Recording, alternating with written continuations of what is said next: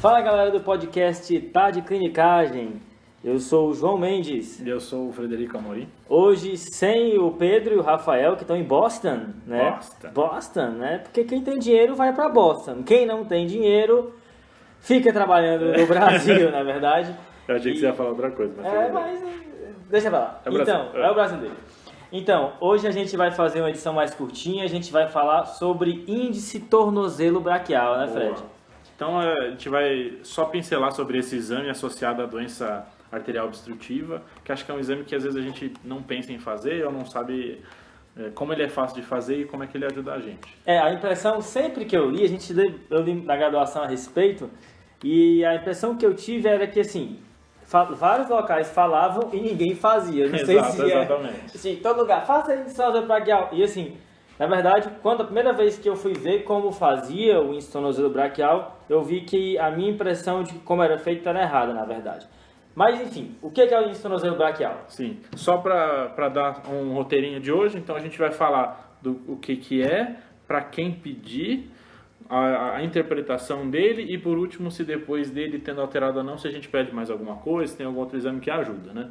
Então, começando por o que é, né? Pronto, o índice tornozelo braquial, então, é o índice em que eu vou pegar a pressão sistólica no membro inferior sobre a pressão sistólica no membro superior e isso vai dar um número. Esse índice é útil quando eu vou avaliar um paciente com queixas em membro inferior para ver se essa queixa tem origem vascular ou não, né? E aí tem o que eu falei antes, né? Eu pensava que era feito de um jeito e na verdade é feito de outro. Quando eu li a primeira vez sobre esse tema, eu pensava que o tornozelo braquial era feito assim, você botava o seu dedinho lá na artéria pediosa e inflava o manguito, não, subiu aqui, então essa é a pressão no membro inferior. Mas na verdade não é assim, né? Tinha também a ideia de fazer com ausculta, né? Auscultar. Bota o estetoscópio no pé do paciente. Exato. Complicado. Mas a gente precisa, na verdade, de um aparelho que é o Doppler, né? Isso. E aí, só para lembrar que não é o Doppler do ultrassom, é um só Doppler. Ele é puramente Doppler, né? É tipo aquele da GO, né? Que Exato, a gente usa para ver BCF. E aí, assim, você vai localizar o pulso pedioso e o pulso tibial posterior com o Doppler. Vai inflar o manguito até diminuir o sinal e depois vai desinsuflar o manguito lentamente e quando o som voltar, que essa é a pressão sistólica naquela artéria, né? Você vai fazer isso tanto na artéria pediosa como na artéria tibial posterior. Lembrando que o som habitual de um pulso saudável, ela tem 3 faces, certo? E à medida em que esse leito vascular vai ficando mais doente, você vai tendo diminuição das fases que são audíveis. Com esse valor, você também vai aferir a pressão no membro superior com o Doppler também, certo? Então você vai fazer o mesmo processo, não é o método auscultatório com o estetoscópio, é o método com o Doppler, e vai ver o pulso nos membros superiores. E aí você vai pegar o maior pulso no membro superior e vai pegar o maior pulso do membro inferior que você está avaliando, seja ele o pedioso ou o tibial posterior. E o índice então vai ser o maior, em cima no numerador, o maior entre o pedioso e o tibial posterior sobre o maior dos membros superiores. Então eu vou ter um ITB para a perna direita e vou ter um ITB para a perna esquerda, certo? O numerador vai ser sempre o maior entre o pulso pedioso e o pulso tibial posterior, e o denominador vai ser o maior dos braços, ok? Então, para fazer esse teste, o que a gente só precisa? De um esfigmo e o Doppler. Não precisa de esteto a princípio. O Doppler é um aparelho pequenininho, dá para ter no consultório, não tem problema. E esse método de avaliação é só você pensar que é como se fosse a ausculta, em vez de sumir o som da sua ausculta, vai sumir o som do Doppler. E aí assim que volta o som, é como quando volta aqueles sonzinhos de Korotchkov que a gente sabe para a ausculta da PA, a gente faz com o Doppler. Bem tranquilo de fazer a princípio, e depois só uma divisãozinha, bem tranquilo também. Boa, isso daí. E aí, então, o teste é basicamente isso, essa é a função dele, e aí a gente entra em quando fazer o ITB, né? E assim, essa é uma parte um pouco polêmica aqui, né? Porque existem locais que sugerem que você faça o ITB em pessoas assintomáticas, né? Ou seja, como rastreio de doença arterial obstrutiva periférica. Porque assim, o lugar do ITB em uma pessoa sintomática ele é bem estabelecido. Agora, na pessoa assintomática, existem divergências de recomendações, né, Fred? Então, como é que a gente vai pensar no ITB? Primeiro, lembrar que a gente está falando de doença arterial obstrutiva periférica, né? Então, a gente vai pensar em se o paciente tem fatores de risco, se ele tem sinais ou sintomas de ITB, e juntando esses dois a gente vai ver se a gente vai pedir ou não. Então, no paciente que tem sinais ou sintomas de doença arterial periférica, aí sim, eu vou fazer o ITB para rastrear. Será que ele tem mesmo ou não tem? Esses sinais e sintomas seriam... Então, vamos lá. Sintomas de ITB. Então, não é todo mundo que tem aquela classificação de DAOP, né? De DAOP. Certo. Puta, eu tô pondo ITB sempre, né? Sintomas de doença arterial obstrutiva periférica, a DAOP. DAOP. Então, principalmente, aquela claudicação clássica que a gente vê, então o paciente que tem dor ao fazer esforço físico, aí ele para e melhora, não está em 100% dos pacientes. Então, tem vários pacientes que têm dores em membros inferiores, dores um pouquinho diferentes, mas que estão associadas normalmente ao esforço. Então, doenças associadas ao esforço, dores associadas ao esforço, na verdade. Pacientes que têm fator de risco, então quem que vai ser? Idosos, pacientes com diabetes, hipertensão, obesos, pacientes com história familiar ou com doença coronariana ou doença cerebrovascular prévias. E aí, esses pacientes, no exame físico, eu vou ver como é que está o pulso, se ele tem algum sopro naquela região, se ele tem algum sinal visual de isquemia. E partindo de tudo isso, eu vou pensar, será que esse é um paciente que tem doença arterial periférica? Se eu acho que tem, eu vou para o ITB. Agora, a pergunta que o João falou, e se ele não tiver sintoma nenhum? O guideline 2016 da ESC fala o seguinte, paciente sem sintoma nenhum, o que eu faço? Se ele tiver fatores de risco muito fortes para ITB, para doença arterial periférica, eu posso considerar fazer o ITB. Agora, se é um paciente que tem qualquer sintoma e fator de risco, eu faço com certeza. O paciente que não tem histórico, não tem nenhum sinal, nem sintoma, não vou fazer. Esse paciente não vale a pena fazer. Então, rastreio em população assintomática sem alteração nenhuma não vale a pena. O que eu fico assim com essa recomendação é que, nossa, o cara é assintomático, certo? Uhum. O que é que vai mudar na minha conduta eu tenho o ITB alterado? Sim, isso fica a dúvida, né? Se ele tem, a ideia seria uma doença arterial silenciosa, né? O que pode mudar é, se ele não tiver nenhuma outra alteração, eu posso tentar, talvez alguns considerem... Estatina, exato. Beleza. Essa é a sacada. Tá. Ele tem uma doença arterial que mesmo que ele não tenha sintoma, posso considerar a estatina para ele. Acho que essa é a ideia. É porque assim, essa discussão eu acho bem válida, porque a gente tem que sempre se perguntar por que a gente faz as estratégias diagnósticas, né? Porque senão a gente pode acabar criando diagnósticos artificiais ou, enfim, medicalizando coisas que não tem sentido, né? A indicação de estatina está bem liberal. Se você for calcular aquele score de risco cardiovascular para um idoso, que hoje a recomendação é você iniciar a estatina pelo menos em intensidade moderada para quem tem o risco de evento cardiovascular em 10 anos maior do que 7,5%, a maioria dos idosos vai entrar nessa recomendação. Então, assim, talvez eu acho que valeria a pena considerar esse rastreio no paciente que não tem sintomas e o meu risco não deu maior que 7,5%. Meio intermediário ali, isso, junto com o score de cálcio. E eu quero refinar essa avaliação. Então, acho que talvez seja aí ele talvez entre melhor, né? Mas então, só lembrar aqui uma coisa importante é que o paciente tem que estar em repouso para eu fazer o índice braquial, né? Ele tem que ter descansado aí uns 15 a 30 minutos. E aí você vai fazer essa técnica que a gente falou, e especialmente no paciente que está com claudicação, para ver se a claudicação ela é de origem vascular. Isso. Vale a pena lembrar que existem outras causas de sintomas em membro inferior, né? Inclusive com claudicação também. Um grande exemplo é a estenose de canal medular. Né? O que eles consideram são 3 grupos de doenças principais, né? Então doenças que podem dar dor em membros inferiores, que pode estar associado a esforço.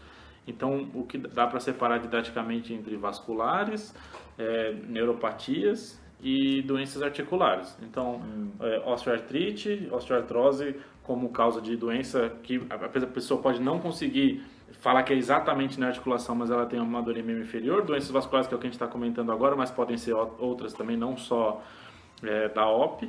E por último, doenças neurológicas que vão incluir estenose de canal vertebral, né, que você estava falando. Porque muitas vezes o pessoal espera dor lombar com estenose do canal medular, né? E muitas vezes essa dor não vai vir, você vai ter uma queixa de membro inferior do tipo claudicação. Mas e aí? Então, o paciente chegou para mim com a clínica de claudicação, eu fiz o índice tornozelo braquial. Como interpretar os resultados, né? Exato. Então, vamos lá. O valor de normalidade, ele fica entre 0,9 e 1,3. E o que eu acho interessante disso é que tanto para cima quanto para baixo é alterado, né? Sim. Então, para baixo, então menor que 0,9, né? Eu considero que esse paciente provavelmente tem uma causa vascular dessa claudicação, e maior que isso, eu posso considerar que a avaliação não está sendo bem feita, talvez ele tenha calcificação da artéria, né? O paciente clássico aí é o renal crônico, né? E o diabético, né? E aí, o que é interessante a estratégia do que eu posso fazer nessa situação, né? Exato. Que ele dá algumas opções para você fazer, né? Eu, particularmente, nunca vi ao vivo nenhuma delas. Também não. Mas é uma coisa que é interessante fazer nesses casos, que ele fala lá, é o índice hálux braquial, né?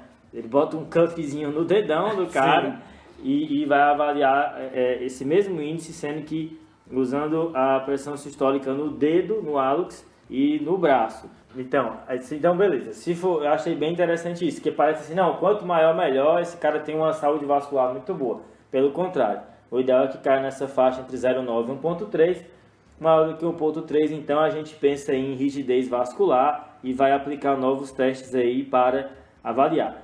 Menor do que 0,9, aí ele fala assim, com sintomas, e o ITB menor do que 0,9, o diagnóstico de doença arterial periférica está feito. Isso, iniciar tratamento, né? Isso. E assim, se for um paciente com claudicação, eu vou fazer as estratégias para tratar a claudicação dele, né? Fisioterapia, aquele treino de caminhada, enfim, estratégia medicamentosa. E se for isquemia crítica, vou considerar a abordagem. Mas aí acho que a pergunta fica assim, nessa brincadeira toda, onde entra o ultrassom, né? Então, por exemplo, deu menor que 0,9, preciso fazer ultrassom, já tenho o diagnóstico, porque a gente associa a doença arterial periférica com ultrassom, né? Então, assim, a ideia é que se o ITB vier alterado num paciente que tem sintoma, eu já fiz o diagnóstico, só preciso fazer ultrassom, ou angiografia, tomografia, etc., se eu considerar que esse paciente vai para abordagem. Então, é um paciente ou que eu já tratei e não melhorou, ou que ele tem já alterações graves, né? Então, isquemia crítica, principalmente. Que seria dor em repouso ou já perda tecidual, né? Isso, então necrose, gangrena, cianose fixa, qualquer uma dessas alterações bem mais graves, aí eu consideraria já fazer para ver a abordagem. Então, esse paciente, se eu vou abordar, aí eu considero fazer. O que normalmente isso vai para o cirurgião vascular, né? Isso começa a entrar mais na área do cirurgião vascular, até porque quem vai abordar é ele, não a gente. Isso aí, nesse caso aí você já fez um encaminhamento aí. Uma coisa que eu achei interessante também nesse tema é quando o ITB não dá alterado, ou seja, não dá menor do que 0,9 e você ainda está desconfiando que esse paciente pode ter uma causa vascular para as queixas dele, né? E aí o que ele sugere é fazer o índice tornozelo braquial após o exercício. Sim. Que ele fala que tem vários protocolos lá, acho que não vale a pena entrar nesse mérito, mas acho que é uma coisa interessante também, porque eu já inclusive fiz uma questão sobre isso.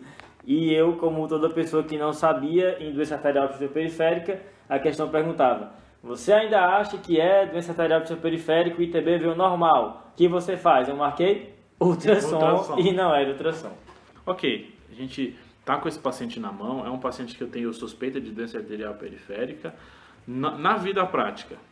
Então, o que a gente está comentando aqui é que esse exame dá para fazer no seu próprio consultório, mas talvez os outros exames sejam talvez território do vascular, isso que fica um pouquinho mais complicado. Então, o que acho que dá para ficar de mensagem dessa parte: o paciente veio com ele baixo, eu vou começar a tratar. Se eu achar que tem alguma alteração que vai precisar de abordagem, ou o paciente for refratário às minhas medidas, eu vou encaminhar para o vascular.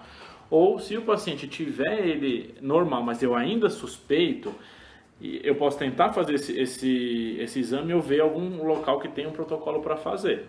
E se ele tiver maior do que 1.4, também posso considerar mandar, porque esse exame do hálux braquial não é um exame tranquilo da gente fazer no consultório.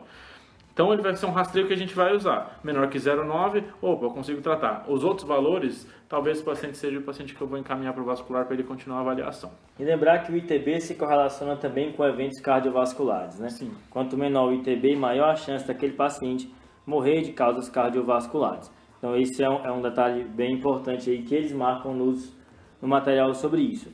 Assim, o que eu aprendi bastante lendo sobre isso, acho que esse é um conceito bem fundamental, é que eu vi muito essa conduta em ambulatório e isso me incomodava um pouco. Chegava um paciente com queixa compatível com doença arterial obstrutiva periférica e o que era feito? Ah não, pede um ultrassom aí e encaminha para o vascular. Sim. Quando na verdade você poderia ter feito esse diagnóstico ali no ambulatório, certo? E já começar a tratar o paciente já feito o diagnóstico. Óbvio que muitos desses vão ser encaminhados por uma série de fatores, mas a gente tem que trazer para a gente também esse diagnóstico porque é uma doença muito prevalente. Né? Sim, e vai lembrar que alguns vasculares e alguns médicos consideram que esse ultrassom é muito difícil de fazer, né? Essa avaliação arterial só com ultrassom. Então, às vezes até a própria equipe de cirurgia vascular que faz esse ultrassom e não o pessoal, os ultrassonografistas mesmo. Então, assim, não é um ultrassom simples de fazer e dependendo do paciente, um ultrassom normal não excluiria. Aí é uma discussão que fica para a equipe dos vasculares, mas é só lembrar que o ultrassom não é um hiperexame nesse paciente, não é tão fácil de fazer assim, diferente do ultrassom Doppler para TVP, por exemplo. Ah, sim. Beleza, vamos passar a regra então? Pode. Beleza. ITB é usado para? Rastreio em pacientes que têm sintoma ou com algum fator de risco para diagnóstico de doença arterial periférica. Isso, eu faço ITB com um Doppler, né? Vou ver a maior pressão que entre a artéria tibial posterior e pediosa, esse número dividido pela maior das pressões entre as artérias braquiais. O valor da normalidade fica entre 0,9 e 1,3 em alguns lugares, 1,4 em alguns lugares. Tem essa divergência, né? Se for maior é ruim, eu vou pensar em calcificação, né? Rigidez do leito vascular, normalmente o paciente clássico é o diabético e o paciente renal crônico. Isso. E se for menor do que 0,9... diagnóstico de doença arterial. Ok. Se tiver isquemia crítica, aí a gente vai ter que encaminhar. E o conceito é que os métodos avançados de imagem, né? Aí além do ultrassom vai entrar a angiotomo, vai entrar a ressonância, são principalmente quando eu estou planejando intervenção. Isso. Beleza, pessoal? Um abraço aí. Tomara que o Pedro e o Rafael lá de Boston escutem também essa edição. E a gente volta na próxima semana. Valeu. Acho que vale depois fazer um só da OP, né? Né? É um tema bom pra frente aí. Joguei esse tema pra nós aí. Mas pra fazer isso a gente precisa dos reforços americanos. Com certeza. Beleza? Valeu, pessoal. Falou.